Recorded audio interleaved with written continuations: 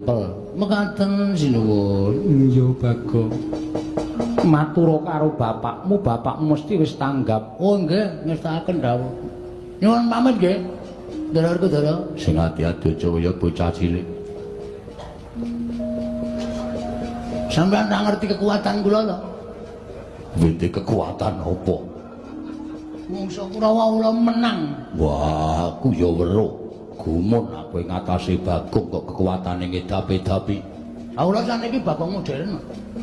Iso ambles bumi, iso mabur. Oh iya. Enggak. Kaya ngopo? Mangmatke nek mboten pitados.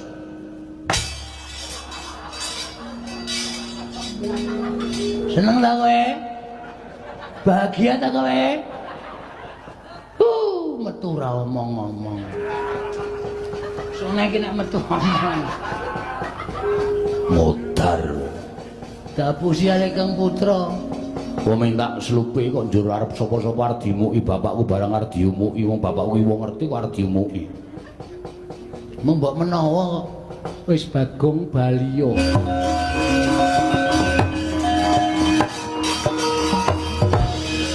Pak wungu, Pak.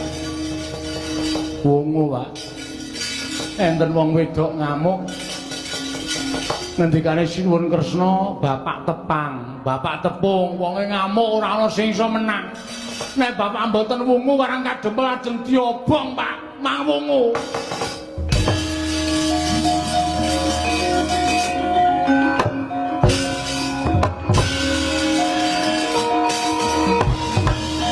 Nek ora wong tuwa tak buandem glugu tenan. Juga ape-ape kok nyampar rai lho. Ning aku seneng bapak waras.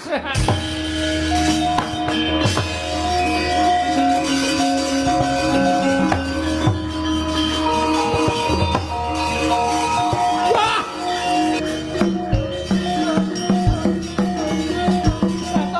Bapak iki sapa iki? Gilani. Ana wong kok kaya bulus. Arep bulus ning aku cinta padamu. Bapak iki sapa lho iki sapa? Ah kowe iki. Mbuh tresnaku karo kowe kok nganti kaya ngene. Aku to tinggal lunga lah kok dadi aku nganti lara to Kanastren. Kowe aja ninggal aku Kanastren.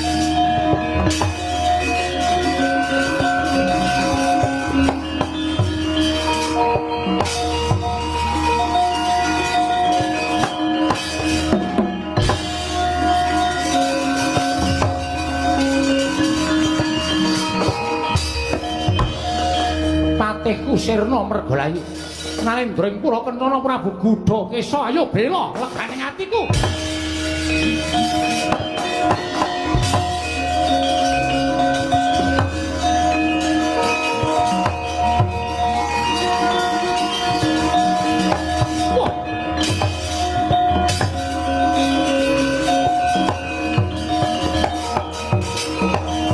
Redong ngawur-awur-urahan tengarane ngajurit gong magoro gongso.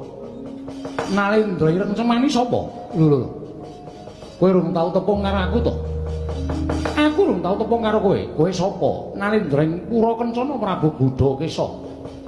Kok ngamuk ning Karang Kadempel? Patihku Sirna Mergalayu. Lah iya, kowe iki kok golek patih kok wong wedok iki apa kurang wong lanang? Apa pancen dumpeh kowe iki langing jagat lan curing bawana? Kowe kuwi dikondhangake wenang garwa widodari kurang seketi kurang sewiji. Terus golek kanca kok kanca wong wadon ki apa wong lanang ora ana to Janaka? Kok kebangetan banget to kowe.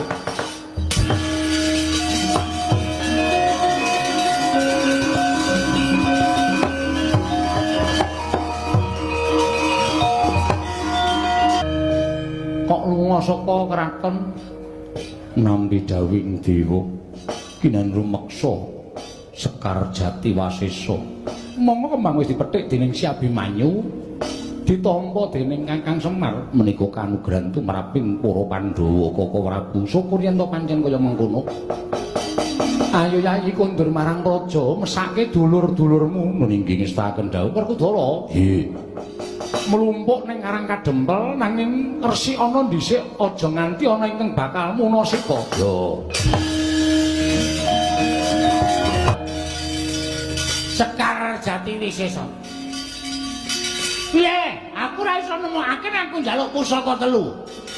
Sing iso nemokke Semar pusaka telu ning Karang Kadempel. Loh, tak jaluk. Aja. Tak jaluk. Bali nyang Sukalima.